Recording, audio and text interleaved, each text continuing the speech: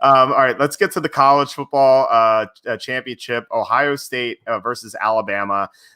This line is -7.5. Alabama's favored by that number.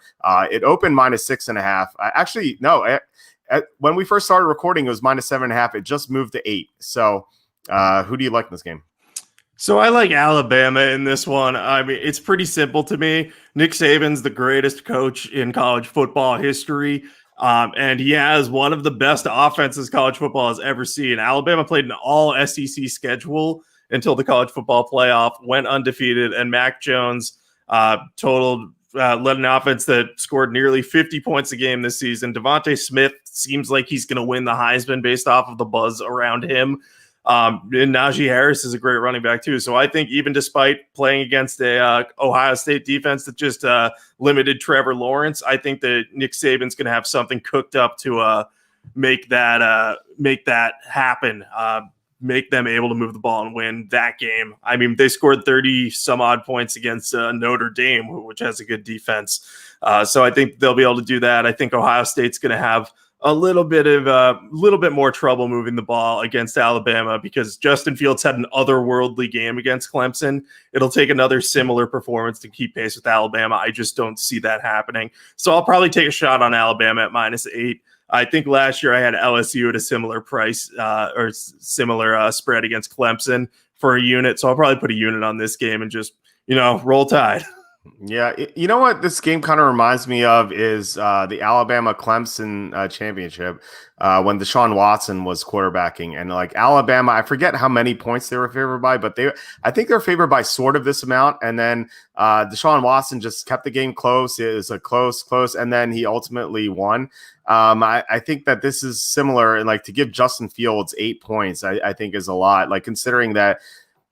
I was going to say, like, considering that he's healthier than he was in the Big Ten championship, but then he got injured again. So I think this line movement might be because of Justin Fields' health. Like maybe someone knows something, and if it sounds like Justin Fields is going to be banged up, then I think I'm going to join you in Alabama. I don't want to back, like I said, I don't want to back an injured quarterback. But if Justin Fields turns out to be okay and like he's close to 100%, I'm going to be on Ohio State. I just think this line is kind of this line's kind of higher than I think it should be. I think it should be around 6. I just think that, people are looking at that Notre Dame game and they were impressed, but I think Alabama should have beat Notre Dame by more. They didn't even cover the spread. I know there was a backdoor cover involved, but still, like, I don't think that should have ever been a possibility. Like, I think Alabama should just put them away, considering that Nick Saban had so much time to prepare and he's playing a Notre Dame team that always loses bowl games. So I think I'm going to be on Ohio State pending the Fields news. Yeah, I'm expecting that he's not going to be at 100% if they play this upcoming Monday. So that's one of the reasons I'm on Alabama. I'm also a big Alabama fan. They were the first college to accept me, so I've rooted for them ever since. But yeah, I'm just looking forward to seeing a good game that doesn't involve Clemson. As I mentioned on the podcast last year, in Christmas of 2019, my uncle told me that Dabo Swinney is a better head coach than Nick Saban, and I will not let him forget that he said that. And I really want Saban to win the title so I can rub it in his face. So in case you're ever wondering, I will be very biased about Alabama things. I do think they win. I agree with you, though. I think the spread should be 6, but I'm worried about the Fields injury. So that plus my Bama bias will give me enough to bet them in this game. That's fair. Maybe news comes out and you're right in that he's not 100%. And so I will be with you on Alabama in that case. But I think if he is 100%, I think that he might get a backdoor cover at the very least. So that is it for that. We had a couple comments I wanted to say. Andrew says, can you imagine Daniel Snyder holding up the Lombardi trophy? No way. It is tough to imagine. It really is. Maybe he'll be displaced and someone else will do it. Who knows? Yeah, that's what I'd be banking on in that scenario, probably. Yeah. Chuck says cash out a 7-game parlay. Nice. Very nice. So it's really cool to hear all the parlays get cashed. And Andrew asked, can we project all the lines for the divisional games? There's just so many like variants. Like when it was 4 teams, you could kind of do it, but like now there's so many possibilities. It's going to be tough. Like even for the number 1 seeds, like there are 3 possibilities, and then you have to kind of go through everything else. I don't know. like maybe I'll write something up on the site later in the week, but it's going to be tough to do it. Yeah, I don't know if I could think through all those scenarios.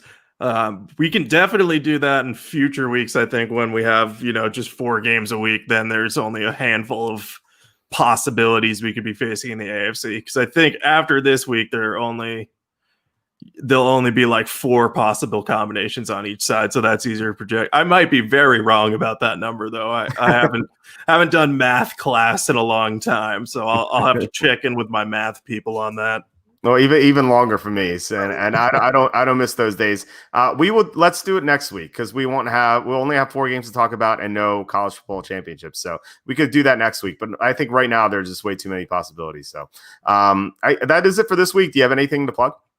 Yeah, you can just follow me on Twitter at Jacob Kamenker. I'm always talking about football stuff there. And you can follow us at Riggo's Rag on Twitter. That's where all my Washington football team stuff will be posted this week as we get ready for the big game against the Bucks. I've been working there for 5 seasons. This is my first playoff game there, so I'm excited about that. We'll also be looking ahead a little bit there. We got some stuff about quarterbacks they could trade for or target during the offseason. So if you're a Washington fan, feel free to check that stuff out. My detailed preview of the game will come out tomorrow. A lot of what I said on this podcast will be in there. But so just check those things out, and let's keep enjoying this football season.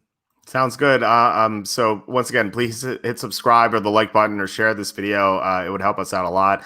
I'm at walterfootball.com. Even though it's the playoffs, we're going to have updated Thursday thoughts, Saturday notes, and then final thoughts on Sunday, or final thoughts on Saturday for the Saturday games, obviously. So check that out on walterfootball.com. We're going to have our updated 2021 NFL mock draft for the final order for the top 18 picks. So check that out. Charlie just posted a 2021 NFL mock draft with trades, and he has a couple trades in the top 5. Definitely worth checking out. So look for that as well.